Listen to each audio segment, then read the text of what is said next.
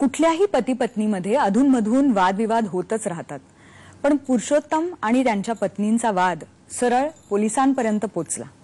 त्याच्याबद्दल आपण बोलतोय. पुरुषोत्तम, तुम्ही म्हणालात तसं हा वाद जेव्हा पोलीस स्टेशनला गेला तेव्हा त्याचं एकदम स्वरूप बदललं. तर त्याचं स्वरूप काय होतं, कसं काय बदललं आणि तुमच्या घरची स्थिती मग कशी काय बदलली ते जरा सांगा.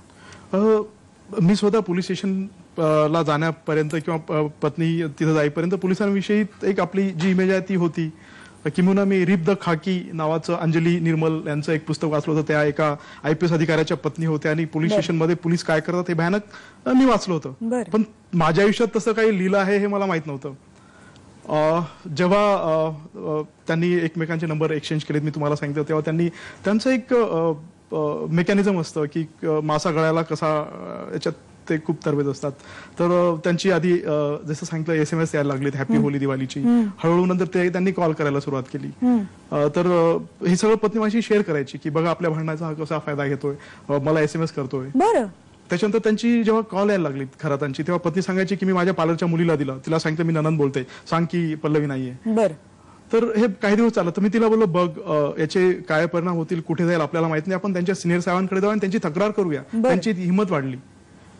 तर आता कोर्टात जे घडतं बाकी ज्या काही गोष्टी त्याच्यावरनं मला दरवेळेस वाटतं की बापरे मी माझ्या पत्नीला कधी ओळखलंच नाही. तर तिच्या व्यक्तिमत्वाचे अनेक पैलू जे आहेत की जे म्हणजे मुलाला त्याच्या बापापासून हिरवणं किंवा कोर्टात जज साहेबांजवळ रडणं आणि जज साहेब जेव्हा कागद बघायला लागतील खाली तेव्हा मला असं करणं. तर ह्या तिचे विविध पैलू जेव्हा मी बघतो तेव्हा मी अतिशय की मी हिला कधी ओळखलंच नव्हतं हे मला जाणवतं. पण तेव्हा मला पोलीस स्टेशनमध्ये पहिल्यांदा जेव्हा हे जाणवलं की ती बोलली मी का त्यांच्या विरोधात त्यांच्या सिनियर ऑफिसरकडे जाऊ, कधी येतील ते माझ्या कामात. तर मी तिला म्हटलं ते तुझ्या कधी कामात येतील आणि मी तुझा जीवनसाथी, तर तू माझं ऐकून त्यांची तक्रार नाही करत. नाही मी नाही त्यांची तक्रार करणार. तिथपर्यंत सर्व ठीक होतं.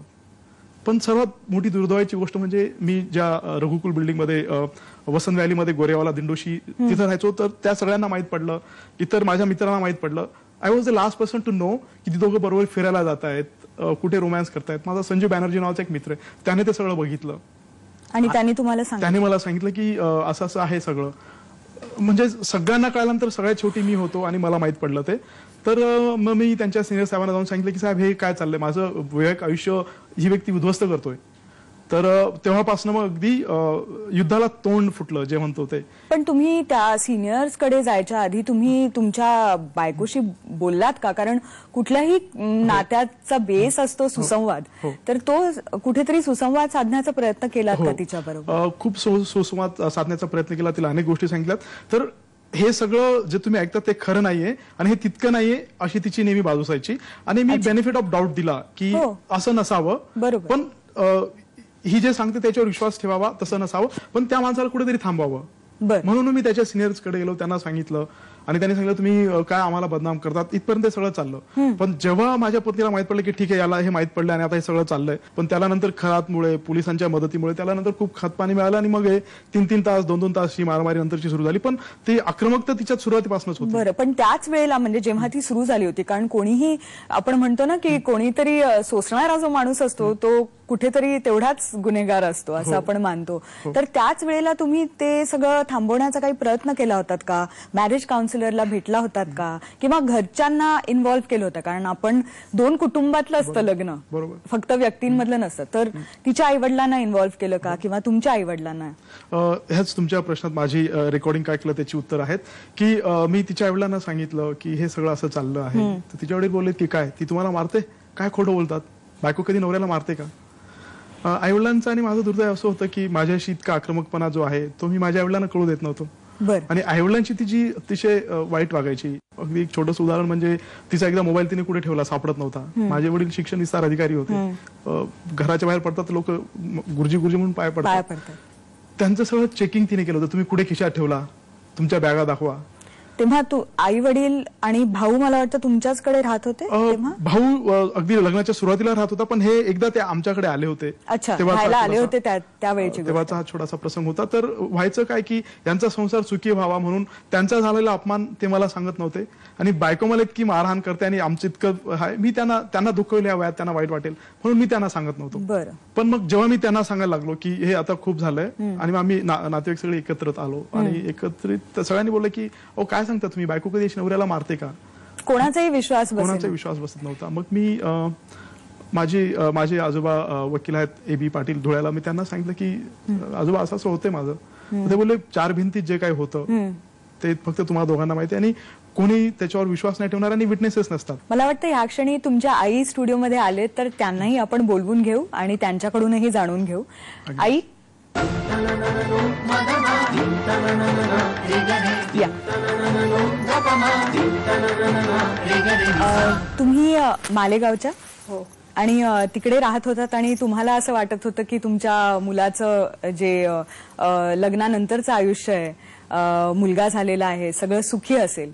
पण जेव्हा तुम्हाला कळलं की घरात काय काय होत आहे, तेव्हा तुमची काय रिॲक्शन होती, काय वाटलं तुम्हाला? तो सांगायचा की पत्नी मला त्रास देते, हम्म. मी जाण्याची वेळ झाली तरी पण ती लवकर स्वयंपाक करत नाही, जेवण करत नाही, उशीर होतो ऑफिसला जायला. नंतर कधी गाडीच्या चाव्या काढून येते, लपवून ठेवते, देत नाही. बर. नाहीतर मग कधी कधी फोनही लपवून ठेवते. तुम्ही कधीही म्हणजे तिच्याबरोबर बोलायचा किंवा तिला सल्ला द्यायचा प्रयत्न केलात का, हे जाणून घेतल्यानंतर? तिचा स्वभावच असा काही होता की तुम्ही नवरा बायको सुखी राहा, आमच्यामुळे तुमच्यात वादविवाद नको. म्हणजे तिचं आडदांडपणा, नम्रता नाही, तिची राहणी पण आम्हाला आवडत नव्हती. म्हणजे व्यवस्थित असं सून म्हणून दिसायला राहणी तिची व्यवस्थित नव्हती, कसे तरी कपडे घालायचे, वाईट वाटायचं खूप. पण याला आवडली होती ती मुलगी, सुंदर चांगली, त्यामुळे याच्या म्हणण्याला आम्ही होकारा दिला. पण तुमच्या नातवाचं आणि तुमचं काय रिलेशनशिप आहे? म्हणजे नॉर्मली म्हणतात तसं आई वडिलांपेक्षाही कधी कधी आजी आजोबा खूप प्रेम देतात. दुधापेक्षा दुधावरच्या साईला जास्त जीव लावतो. बरोबर. तर तुम्ही कधी तसं त्याच्यावर होणाऱ्या परिणामामुळे स्वतःकडे त्याला न्यायचा प्रयत्न केलात का? किंवा सुट्टींमध्ये मी घेऊन जायची, त्या म्हणजे तो यायचा, हा यायचा तेव्हा त्याला घेऊन यायचा, पण तिला आवडत नसायचं ते. बरं. की तिचा मुलगा आमच्याकडे यायलाच नको, ती येऊ द्यायची नाही, पण हा घेऊन यायचा. एक महिना सुट्टीमध्ये राहायचा तो आमच्याकडे. मग आता मध्यस्थीनी काही काम झालं नाही किंवा मॅरेज काउन्सिलर कडे गेला होता? मॅरेज काउन्सिलर कडे गेलो होतो, दोघांचे कॉमन रिलेटिव्ह त्यांच्याकडे बसलो होतो. तर त्याच्यात एक्स्टॉर्शनचा बराच प्रयत्न झाला. तुम्ही 10 लाख द्याल तर मी तुम्हाला सोडून देईल, मुलगा तुम्हाला देईल. 10 लाख नाही देणार तर तुमच्यावर पोलीस केसेस करेल. 10 लाख नाही देऊ शकलो. त्याच वेळेला तिने 10 लाख मागितले. 10 लाख मागितलेत, आणि 10 लाखापेक्षा 1 रुपया कमी नाही घेणार नाही, आणि 10 लाख असतील तर ठीक आहे, नाही तर आज जायला तयार राहा. पण मग तुम्हाला म्हणजे तुम्ही एक ज्या व्हिडिओचा उल्लेख करताय की जिथे तुम्ही मारहाण जी ती करते ती रेकॉर्ड केली, तर ती म्हणजे रेकॉर्ड करण्यापर्यंत परिस्थिती का तुमच्यावर आली? का करावीशी वाटली रेकॉर्ड? हा, रेकॉर्ड करावीशी अशी वाटली की जेव्हा कोणाला विश्वासच बसत नव्हता की मी कशातनं जातोय आणि हे खरोखर आहे, तर सत्याला कसा रास्ता द्यावा, त्याला बाहेर कसं आणावं, सत्य कसं कळेल कुणाला की खरंच मी कसा माझ्या डोमेस्टिक व्हायलन्सच्या मी व्हिक्टीम आहे. तर त्यासाठी मला ती रेकॉर्डिंग करावी लागली. तुमच्या पत्नीने तुमच्या वर केलेली जी मारहाण आहे त्याचं तुम्ही स्पाय कॅमेरानी शूटिंग केलं होतं, तर त्याचा थोडासा भाग आपल्याकडे आहे, तो बघूया, म्हणजे सगळ्यांनाच कळेल की काय पद्धतीचं होतं ते.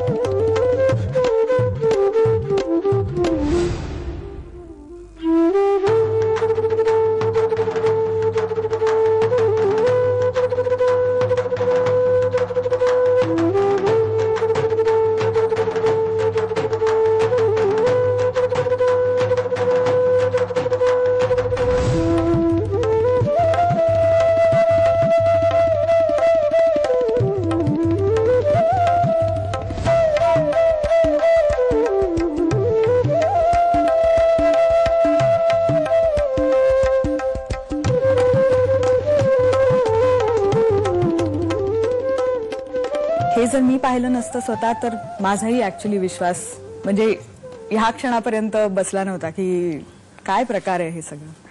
आणि नॉर्मली आपण आपल्या भारतीय संस्कृतीत बघतो की बायकांना असं बरंच डांबून ठेवलं जातं किंवा त्यांच्यावर मारहाण होते ही अगदी कॅज्युअली घेतली जाते की हे होणारच लग्नानंतर. पण ही म्हणजे पहिली खेप आहे की जिथे मला हे असं दृश्य बघायला मिळालेलं आहे आणि अत्यंत दुःखद आहे ही गोष्ट. हे रेकॉर्डिंग बघितल्यानंतर गुन्हा दाखल झाला आणि ते रेकॉर्डिंग मध्ये ती मारहाण करते, मी मारहाण खातोय. ऍडिशनल कमिशनर सुरेश खोपडे साहेबांनी तिच्यावर गुन्हे दाखल करायला सांगितलेत. अजित पाटील आमचे डीसीपी आहेत, ते म्हणतात नाही तुमच्याकडे ती मारहाण करण्याचे काही पुरावे नाहीत. मी अर्ज दिला की ऍडिशनल कमिशनर साहेबांनी तिच्यावर गुन्हे दाखल करायला सांगितले, तुम्ही गुन्हे दाखल करा. तर मला मी माहितीच्या अधिकारात त्यांना विचारलं की कुठपर्यंत आलं, गुन्हे दाखल झालेत का. मला उत्तर आलं की त्या माझ्या अर्जासोबत 10 ॲफिडेव्हिट्स होते माझ्या शेजाऱ्यांची की ज्यांनी मला तिच्या मारहाणीतनं सोडवलं. ती 10 ॲफिडेव्हिट्स आणि ही व्हिडिओ हे सगळं पोलिसांना दिल्यावर पोलिसांनी मला माझ्या माहितीच्या अधिकारात उत्तर दिलं की तुमच्या पत्नीविरुद्ध तुमच्याजवळ कसलेही गुन्हे नाहीयेत, माझ्यावर गुन्हे झाले, मी जेलमध्ये जाऊन आलो, तिच्याजवळ कुठलेही पुरावे नसतात ना, आणि हे सगळे पुरावे असताना तिच्यावर कुठलाही गुन्हा दाखल नाही होऊ शकत. ह्या सगळ्याच्या आधी तुम्ही म्हणताय जसं तुमच्याकडे 10 ॲफिडेव्हिट्स आहेत तुमच्या शेजाऱ्यांचे, तर शेजाऱ्यांकडून तिच्याबरोबर काही बोलण्याचा प्रयत्न झाला का? किती लोकांनी तिला सांगितलं अगं तुझं राणीसारखं आयुष्य आहे, तुला सोन्याचं ताट आहे, एक सोन्यासारखा मुलगा आहे, किती सोजवळ आणि किती समजून घेणारा तुझा नवरा आहे, तर तू तुझ्या सोन्याच्या ताटाला तू लाद का मारतेस, अशा अनेक शेजाऱ्यांनी तिला सांगितलं, पण नाही कळालं तिला. पण तिची नेमकी इच्छा काय होती? म्हणजे त्याच्यानंतर तुम्ही घटस्फोटासाठी अर्ज टाकलात मला वाटतं, तर ते कधी झालं, म्हणजे किती वर्षांपूर्वी?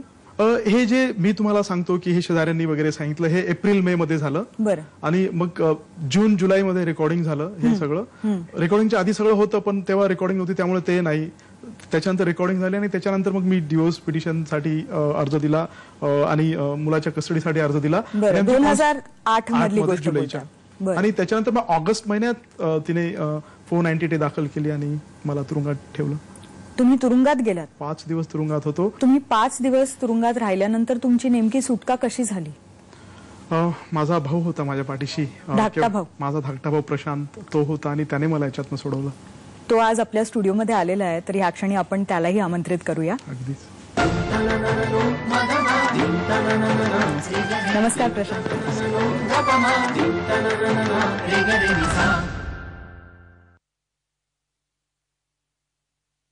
तुम्हाला जेव्हा कळलं की ते तुरुंगात गेलेत तर तुमच्यावर काय त्याचा परिणाम झाला?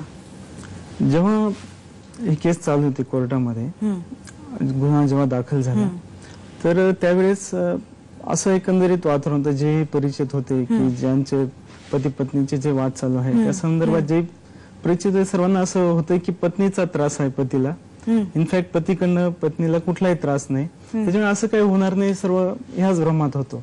पण जेव्हा जज साहेबांनी ऍक्च्युली जी पत्नीचं जे व्हायलन्स जे आहे त्याची जी रेकॉर्डिंग आपण बघितली तोही पुरावा म्हणून तेव्हा सादर केला होता कोर्टाला, परंतु त्यांनी त्याच्याकडे बघून न बघितल्यासारखं केलं, दुर्लक्ष केलं आणि स्त्रियांसाठी जे कायदे आहेत किंवा कायदे जे आहेत ते स्त्रियांच्या संरक्षणासाठीच आहेत असं त्यावेळेस त्यांनी उल्लेख करून त्यांनी जेव्हा ही शिक्षा म्हणजे गुन्हा दाखल करून घेण्याच्या वेळेस अजामीन पात्र गुन्हा म्हणून जेव्हा भावांवर असं त्यांनी लिहिलं गेलं की त्यांना 1 दिवसासाठी तुरुंगात जाऊन आमचं एकदम आभाळ कोसळलं. आणि एक पण जजनी एकाच दिवसाचा तुरुंगवास सुनावला होता. थोडीशी सुधारणा करायला हवी याच्यात.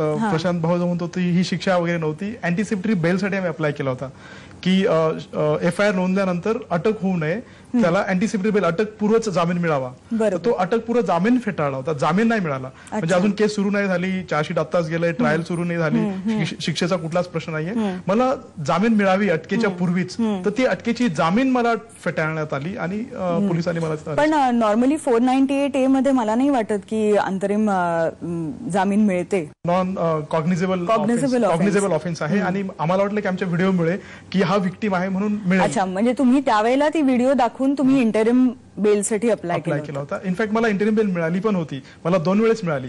फायनल ज्या दिवशी फायनल आर्ग्युमेंट होतं, तर फायनल आर्ग्युमेंटच्या वेळेला 2 अशी साक्षीदार उभी करण्यात आली, त्याच्यातला एक खरात ज्याचं आधीच डिवोर्स पिटिशन मध्ये मी नाव टाकलं, त्या घराच्या स्टेटमेंटवर अनेक आनंद दर्पे म्हणून आहेत एका सोसायटीचे, आम्ही खूप पूर्वी 2002 साली एका ठिकाणी राहत होतो तिथले, तर त्याचं माझ्या पत्नीचं भांडण झालं होतं. माझ्या पत्नीच्या स्वाभिमानासाठी त्याच्यावर एक NC दाखल झाली होती. ह्या सगळ्या फॅक्ट सप्रेस करून त्याला इंडिपेंडंट विटनेस म्हणून आणि खरातला इंडिपेंडंट विटनेस म्हणून त्या दोघांच्या स्टेटमेंटवर माझं इंटरिम बेल जे मला मिळालं ते कॅन्सल झालं आणि मी अरेस्ट झालो. कुठल्याही सामान्य माणसांना जेव्हा तुरुंग होतो तेव्हा त्यांच्यावर काय परिस्थिती निर्माण होते हे खरंच म्हणजे भयावह आहे.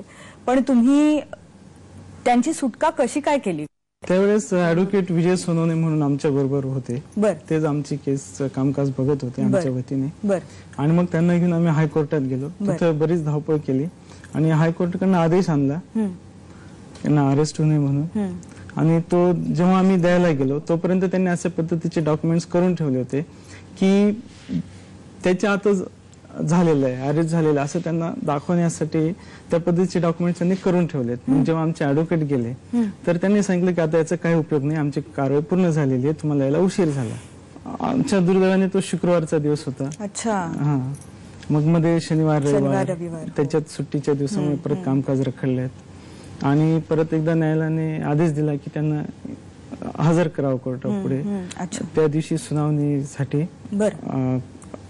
तेव्हाही घेऊन आले नाहीत पर्पजली.